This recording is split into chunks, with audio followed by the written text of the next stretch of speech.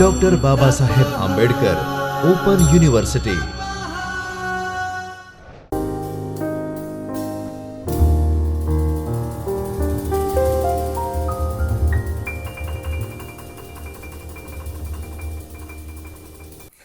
નમસ્તે મિત્રો doctor Baba Saheb Ambedkar open યુનિવર્સિટીના જ્યોતિર્મય પરિસર ખાતેના ચૈતન્ય સ્ટુડિયોમાંથી હું ડૉક્ટર ધવલ પંડ્યા આપનું સ્વાગત કરું છું। મિત્રો, આજે આપણે સેકન્ડ યર બીકોમનો એક વિષય ધંધાકીય સંચાલન 2 કે જેમાં ફાઇનાન્સની વાતો આવે છે તેની વિશે વાત કરીશું। મિત્રો, આજે આપણે યુનિટ નંબર 7 વિશે વાત કરવા જઈ રહ્યા છીએ। અગાઉ આપણે 1 થી 6 યુનિટ પૂર્ણ કર્યા છે। 7મું યુનિટ એ ડિવિડન્ડ અને ડિવિડન્ડ નીતિઓ ઉપરનું છે। એકવાર જોઈ લઈએ કે આ યુનિટમાં શું શું શીખવાનું છે, ત્યારબાદ આપણે આજના વ્યાખ્યાનમાં શું શું શીખવાનું છે તે પણ જોઈ લઈશું। તો સૌથી પહેલાં 7મું યુનિટ ડિવિડન્ડ અને ડિવિડન્ડ નીતિઓમાં પ્રસ્તાવનાથી શરૂ થશે। ત્યારબાદ ડિવિડન્ડનો ખ્યાલ સમજવાનો આપણે પ્રયત્ન કરીશું। ત્યારબાદ ડિવિડન્ડને અસર કરતા પરિબળો 7.3 છે જોયું આપણે। 7.4 છે ડિવિડન્ડના પ્રકારો અને સ્વરૂપો। ત્યારબાદ 7.5માં કાનૂની નિયંત્રણો છે।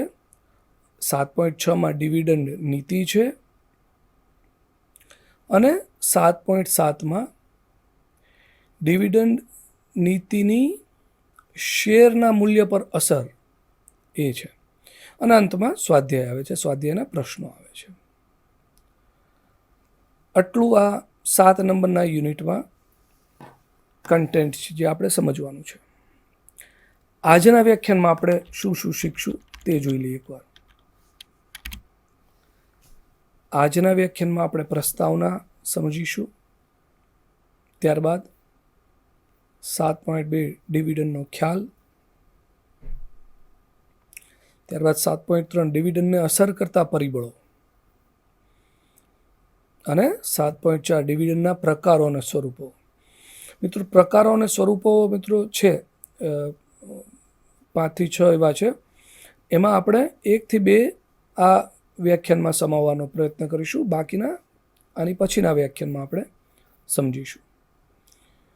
તો મિત્રો, શરૂ કરીએ પ્રસ્તાવનાથી। મિત્રો, નાણાકીય સંચાલનના મહત્વના કાર્યોમાંનું એક કાર્ય આવક સંચાલનનું કાર્ય છે। સંચાલકોની દ્રષ્ટિએ ધંધાની આવક એટલે ધંધાનો નફો। સામાન્ય રીતે વેચાણની આવક અને વેચાણ માલની પડતરના તફાવતને નફો કહેવામાં આવે છે, જેને નાણાકીય હિસાબોની પરિભાષામાં કાચો નફો કહેવામાં આવે છે। આગળ જતાં કાચા નફામાંથી ચોખ્ખો નફો, કરવેરા પહેલાંનો નફો, કર બાદનો નફો, જેને વ્યાજ અને કરવેરા બાદનો નફો એવી રીતે ઓળખવામાં આવે છે, એવું કહેવામાં આવે છે, જેને વહેંચણી પાત્ર નફા તરીકે પણ ઓળખવામાં આવે છે। હવે ડિવિડન્ડનો ખ્યાલ જોઈએ।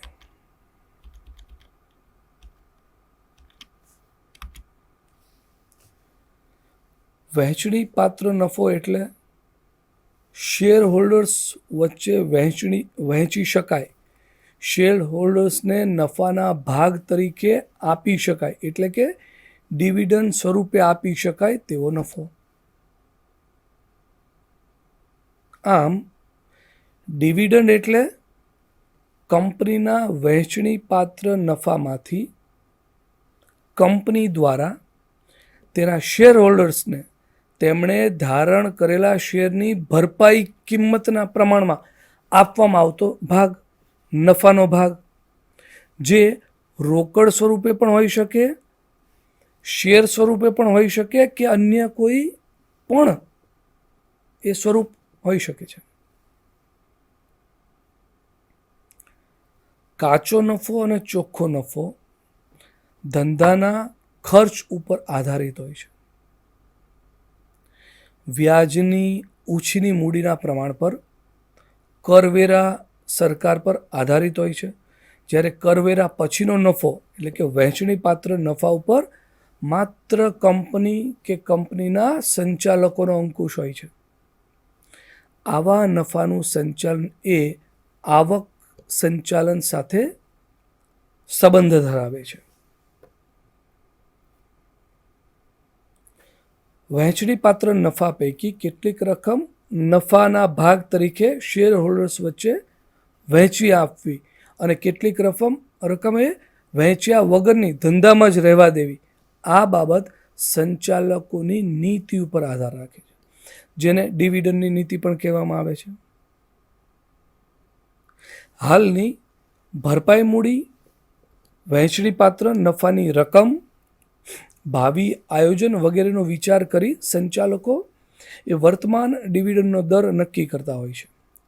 જો કે કંપની પાસે જો પ્રેફરન્સ શેર મૂડી હોય તો પ્રેફરન્સ શેર મૂડી પર નિશ્ચિત દરે પ્રેફરન્સ ડિવિડન્ડ આપવું પડે છે.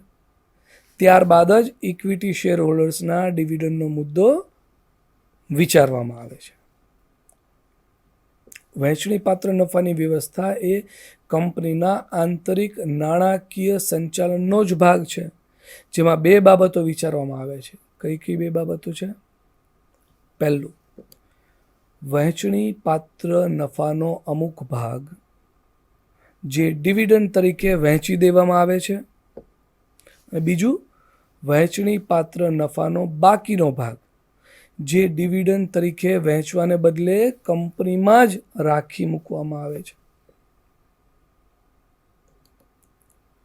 મિત્રો, સામાન્ય રીતે કંપનીના સંચાલકોનો મુખ્ય ઉદ્દેશ એ વધુમાં વધુ નફો કમાઈને આ નફો તેના શેર હોલ્ડર્સ વચ્ચે એટલે કે વધુમાં વધુ દરે એ વહેંચવાનો હોય છે. પરંતુ કંપની સંચાલનમાં કંપનીના ભાવિ વિકાસ અને જરૂરિયાતને ધ્યાનમાં રાખીને સંચાલકો પૂરેપૂરો નફો ડિવિડન્ડ સ્વરૂપે વહેંચી દેવાને બદલે નફાનો અમુક ભાગ અનામતો એના સ્વરૂપે વહેંચેલો રાખીને એ રાખી મૂકે છે કંપનીમાં, જેને રિટેઇન્ડ અર્નિંગ રાખી મૂકેલ કમાણી કહેવામાં આવે છે. આવી રકમો ધંધામાં પુનઃ મૂડી તરીકે ઉપયોગમાં લેવામાં આવે છે, જેને ધંધાનું પુનઃરોકાણ રીઇન્વેસ્ટમેન્ટ ઓફ પ્રોફિટ કહે છે.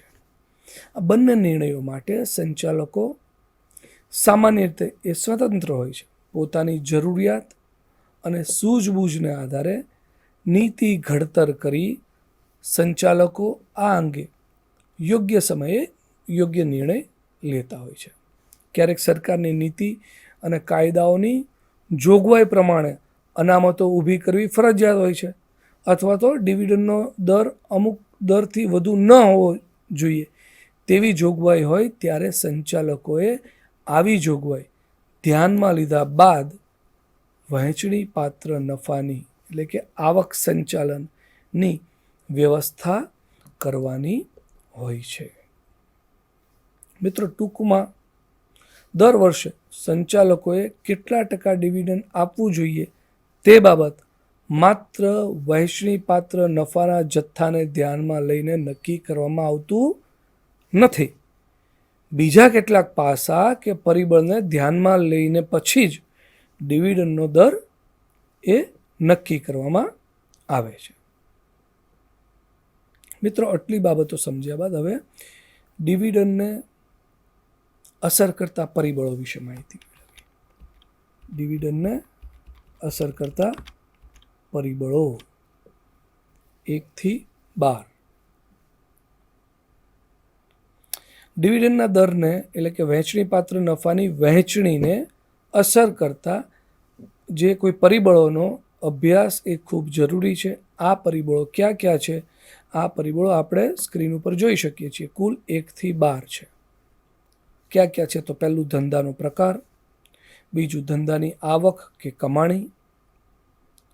ત્રીજું છે ભવિષ્યના વર્ષોથી આવકનો અંદાજ, ભવિષ્યના વર્ષોનો આવકનો અંદાજ. ચોથું, પાછલા વર્ષના ડિવિડન્ડનો દર. પાંચમું, ભેગા થયેલ અનામતોનું પ્રમાણ. છઠ્ઠું, તરલતા એટલે કે લિક્વિડિટી. સાતમું, વધારાની મૂડી માટેનું આયોજન. આઠમું, બજારની પરિસ્થિતિ. નવમું, કંપનીનું આયુષ્ય. 10મું, સરકારી તથા અન્ય નીતિઓ. 11, કરવેરા નીતિ.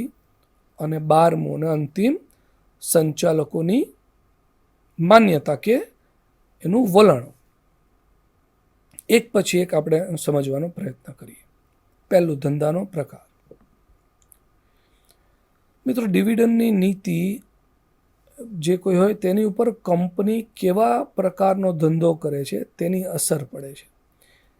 કંપની એવા પ્રકારનો ધંધો કરતી હોય જ્યાં સ્થિર આવક પ્રાપ્ત થાય તેમ હોય ત્યારે ડિવિડન્ડનો દર સ્થિર રહે છે, એટલે કે દર વર્ષે એક સરખું ડિવિડન્ડ આપી શકાય છે. જોખમી પ્રકારના કે અચોક્કસ આવક ધરાવતા ધંધાવાળી કંપનીનો ડિવિડન્ડનો દર વર્ષે બદલાતો જોવા મળે છે. બીજું, ધંધાની આવક કે કમાણી. સામાન્ય રીતે જે તે વર્ષની આવક કે કમાણીને ધ્યાનમાં રાખીને જ કંપની ડિવિડન્ડનો દર નક્કી કરતી હોય છે. કંપની વહેંચણી પાત્ર પૂરેપૂરો નફો વહેંચી દેવાને બદલે ક્યારેક અનામત સ્વરૂપે નફો એકઠો કરે છે. આ સંજોગોમાં ડિવિડન્ડનો દર નીચે રહે છે. ચાલુ વર્ષની આવક વધારે હોય તો સ્વાભાવિક રીતે જ ડિવિડન્ડનો દર ઊંચો રહે છે. ત્રીજું, ભવિષ્યના વર્ષોની આવકનો અંદાજ. માત્ર ચાલુ વર્ષની જ આવકને આધારે ડહાપણ ધરાવતી કંપની ડિવિડન્ડનો દર નક્કી કરતી નથી. ભવિષ્યની નફાની પરિસ્થિતિનો અંદાજ મૂકીને કન્ઝર્વેટિવ રીતે સાવચેતીપૂર્વક ચાલુ વર્ષના ડિવિડન્ડનો દર નક્કી કરવામાં આવે છે. ભવિષ્યમાં નફો ઘટવાનો હોય તેવું લાગે ત્યારે ચાલુ વર્ષ પૂરતો નફો હોવા છતાં ડિવિડન્ડનો દર નીચો રાખવામાં આવે છે. આ બાબતે એક હેતુ નફાની રકમની બચત અને બીજો હેતુ શેર હોલ્ડર્સની અપેક્ષા વધી ન જાય તે જોવાનો હોય છે. ચોથું, પાછલા વર્ષના ડિવિડન્ડનો દર. ચોથું છે પાછલા વર્ષના ડિવિડન્ડનો દર. ભવિષ્યના નફાના અંદાજની સાથે સાથે પાછલા વર્ષોમાં કેટલા ટકા ડિવિડન્ડ આપવામાં આવ્યું હતું તેની પણ નોંધ લેવામાં આવે છે. પાછલા વર્ષોમાં ડિવિડન્ડ ઊંચા દરે આપ્યું હોય અને ચાલુ વર્ષે દર ખૂબ નીચો આવે તો કંપનીની પ્રતિષ્ઠાને હાનિ પહોંચે છે. શેરના ભાવ પણ ઘટી શકે છે.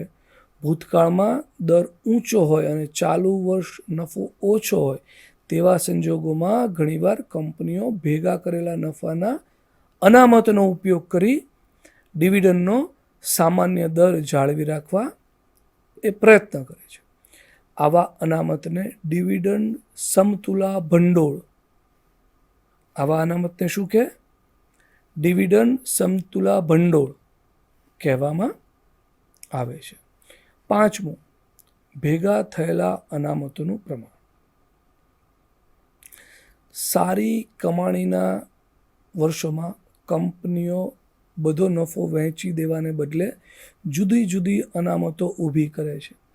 આવી અનામતોનું પ્રમાણ વધારે હોય તેવી કંપનીઓ કમાણી ઓછી હોય તેવા વર્ષોમાં એકઠા થયેલ અનામતનો ઉપયોગ કરીને ડિવિડન્ડ ઊંચા દરે આપી શકે છે ને કંપની પાસે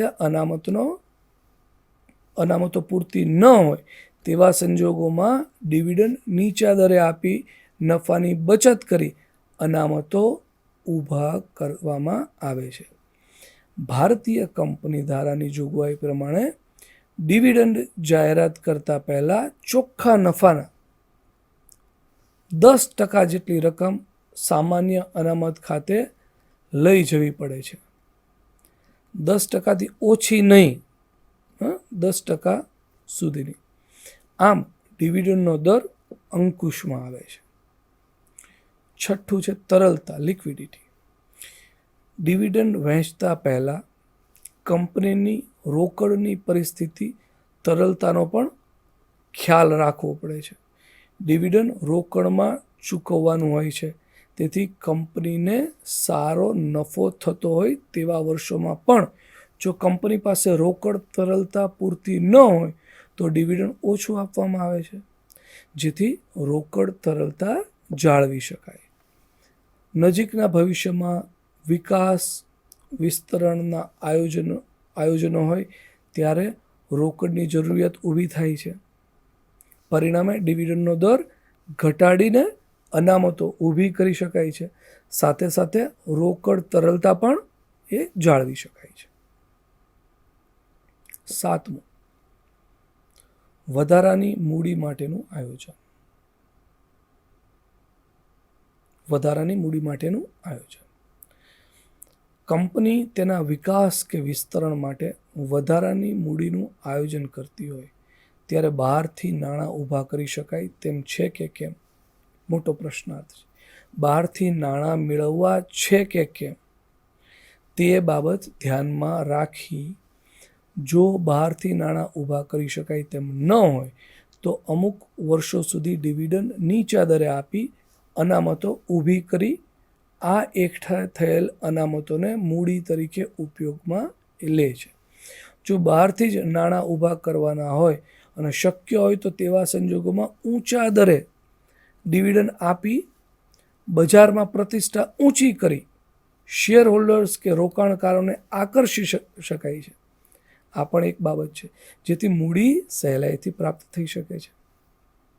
આઠમું, બજારની પરિસ્થિતિ. આઠમું છે બજારની પરિસ્થિતિ. બજારમાં પ્રવર્તતા તેજી મંદીના સંજોગો એ કંપનીના ધંધાની ભવિષ્યની આવક અને તેની મૂડી જરૂરિયાતોને અસર કરે છે. પરિણામે આ બજારના પરિબળોને ધ્યાનમાં રાખી કંપની તેની ડિવિડન્ડ નીતિનું ઘડતર કરે છે. તેજીના સંજોગોમાં અનામતો એકઠી કરીને ઓછું ડિવિડન્ડ આપે અને મંદીના સંજોગોમાં એકઠી થયેલી અનામતોનો ઉપયોગ કરી ડિવિડન્ડ જાળવી રાખે અથવા તો વધારે ડિવિડન્ડ આપે, જેથી શેર હોલ્ડર્સનો સંતોષ અને રોકાણકારોને આકર્ષી વધુ મૂડી પણ મેળવી શકાય. નવમું છે કંપનીનું આયુષ્ય. નવમું એ કંપનીનું આયુષ્ય. સામાન્ય રીતે નવી સ્થપાયેલી કંપનીની શરૂઆતના વર્ષોમાં આવક ઓછી હોય છે. સ્વાભાવિક છે, ઓછી હોય, ધંધો એસ્ટાબ્લિશ થતો હોય એટલે અનામતો પણ ઓછી હોય છે. પરિણામે ડિવિડન્ડનો દર નીચો રાખે છે. આ દ્વારા વિકાસ માટેની અનામતો ઊભી કરી શકાય છે, તરલતા વધારી શકાય છે. દરમિયાન લાંબા ગાળાની ડિવિડન્ડ નીતિ પણ ઘડી શકાય છે. કંપની જૂની થતાં પરિસ્થિતિ અનુસાર ઉદાર ડિવિડન્ડની નીતિ પણ અપનાવી શકાય છે. 10મું, સરકારી તથા અન્ય નીતિઓ. 10મું છે સરકારી તથા અન્ય નીતિઓ. અનામતો ઊભી કરવા માટેની જોગવાઈ ઉપરાંત સરકારી નીતિઓ જેવી કે નાણાં નીતિ, ઔદ્યોગિક નીતિ, આયાત નિકાસ નીતિ, કામદાર નીતિ વગેરે નીતિઓ દ્વારા સરકાર ડિવિડન્ડની નીતિઓને અંકુશમાં રાખે છે. જે કોઈ ડિવિડન્ડની નીતિ હોય તેને અંકુશમાં રાખે છે. સરકારી નીતિમાં થતા ફેરફારની અસર એ કંપનીની ડિવિડન્ડ નીતિ ઉપર પડી શકે છે. 11, કરવેરા નીતિ. સરકારી કરવેરાનો દર કંપનીના ડિવિડન્ડ માટેના નફા પર અસર કરે છે.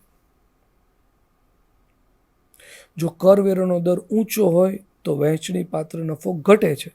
ઉપરાંત કેટલીક વખત સરકાર એવા નિયંત્રણો પણ મૂકે છે કે અમુક ટકાથી ડિવિડન્ડ વધશે તો કરવેરાનો દર વધશે. આ સંજોગોમાં કંપનીઓ ડિવિડન્ડનો દર નીચો રાખે છે. શેર હોલ્ડર્સ પણ ડિવિડન્ડની આવક મેળવી ઊંચા દરે આવકવેરો ભરવા કરતાં નીચું ડિવિડન્ડ મેળવી અનામતો વધે અને વધેલી અનામતોમાંથી મૂડી સ્વરૂપમાં એટલે કે બોનસ શેર નફા ભાગ મળે તેવી ઈચ્છા રાખે છે. આ સંજોગોમાં કંપનીની નીતિ બદલાય છે અને ડિવિડન્ડનો દર ઘટે છે. 12મું અને અંતિમ પરિબળ, ડિવિડન્ડને અસર કરતા પરિબળોમાંનું અંતિમ પરિબળ છે સંચાલકોની માન્યતા કે વલણ. કંપનીના સંચાલકો એ ઉદારવાદી હોય તો કંપનીની આવકને ઊંચા દરે ડિવિડન્ડ આપી વહેંચી આપતા હોય છે. પરંતુ દીર્ઘદ્રષ્ટિવાળા કે વિકાસભિમુખ, રૂઢિચુસ્ત, કન્ઝર્વેટિવ વલણ ધરાવતા સંચાલકો આવકમાંથી ઓછું ડિવિડન્ડ આપી અનામતો વધારવાની નીતિ અપનાવતા હોય છે. આ ઉપરાંત કાયદાકીય જોગવાઈઓ કે નિયંત્રણો, રોકાણકારોની અપેક્ષા, શેર હોલ્ડર્સની સંખ્યા એટલે કે શેર વહેંચણીનું પ્રમાણ જેમાં પરિબળો કંપનીની ડિવિડન્ડ નીતિ પર અસર કરતા હોય છે. કોઈ પણ કંપનીના સંચાલકોએ આ બધા પરિબળો ધ્યાનમાં રાખી સુચારુ ડિવિડન્ડ નીતિનું ઘડતર કરી તેને અમલમાં મૂકવી જોઈએ. આટલી બાબતો બાદ હવે આપણે 7.4 ડિવિડન્ડના પ્રકારો વિશે વાત કરીએ. ડિવિડન્ડના પ્રકારો.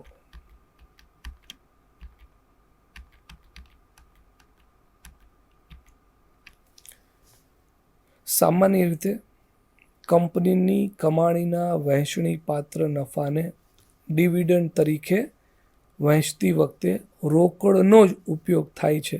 એટલે કે ડિવિડન્ડ રોકડના સ્વરૂપમાં જ આપવામાં આવે છે. પરંતુ કેટલીક કંપનીઓ શેર સ્વરૂપે પણ ડિવિડન્ડ આપે છે. વિદેશોમાં તો ડિવિડન્ડ વચન ચિઠ્ઠી કે ઉત્પાદિત વસ્તુના સ્વરૂપમાં પણ આપવામાં આવે છે. ડિવિડન્ડ સ્વરૂપોમાં કયા કયા સ્વરૂપોમાં આપી શકાય તે આપણે સ્ક્રીન પર જોઈ શકીએ છીએ. તો પહેલું છે રોકડ સ્વરૂપે ડિવિડન્ડ. બીજું છે બોનસ શેર કે સ્ટોક ડિવિડન્ડ. ત્રીજું છે વચન ચિઠ્ઠીના સ્વરૂપમાં ડિવિડન્ડ. પાંચમું છે ઉત્પાદિત વસ્તુના સ્વરૂપમાં ડિવિડન્ડ. પાંચમું જામીનગીરી સ્વરૂપે ડિવિડન્ડ છે. અને છઠ્ઠું છે રોકડ શેર કે ડિબેન્ચરનો વિકલ્પ. આ 6 પદ્ધતિથી આ સ્વરૂપો છે, ડિવિડન્ડના પ્રકારો કે સ્વરૂપો છે. આ 6 રીતે ડિવિડન્ડ આપી શકાય. પહેલું લઈએ રોકડ સ્વરૂપે ડિવિડન્ડ. સામાન્ય રીતે ડિવિડન્ડ એટલે રોકડમાં મળતો નફા ભાગ. ભારતીય કંપની ધારામાં જણાવાયું છે કે ડિવિડન્ડ રોકડ સ્વરૂપમાં ચૂકવવું જોઈએ. જો કે કંપની ધારામાં બોનસ શેર દ્વારા પણ ડિવિડન્ડ આપી શકાય એવું કંપની ધારામાં જણાવ્યું છે. રોકડ સ્વરૂપમાં ડિવિડન્ડ આપતા કંપનીની તરલતાનો પ્રશ્ન વિચારી લેવો જોઈએ.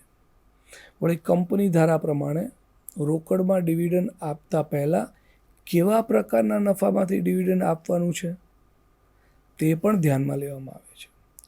રોકડ ડિવિડન્ડ ચાલુ વર્ષના નફામાંથી જ આપી શકાય. મૂડી નફામાંથી ડિવિડન્ડ આપી શકાય નહીં. આવો મળેલો નફો રોકડમાં જ મળેલો હોવો જોઈએ. આવી કંપની ધારાની જોગવાઈઓ ધ્યાનમાં લીધા પછી નક્કી થયેલ નફામાંથી રોકડ ડિવિડન્ડ આપવામાં આવે છે. બીજું છે બોનસ શેર કે સ્ટોક.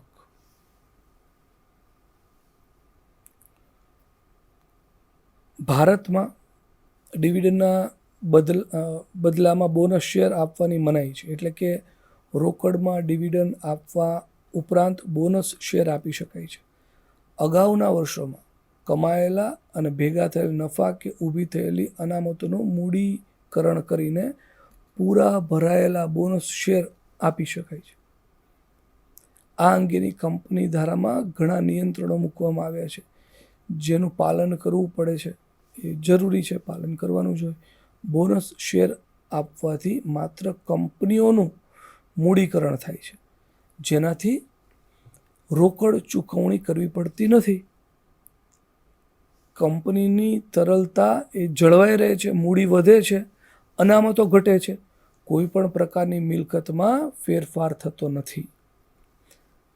બોનસ શેર બહાર પાડવાથી કંપનીને, તેના શેર હોલ્ડર્સને અને રોકાણકારોને ફાયદો થાય છે.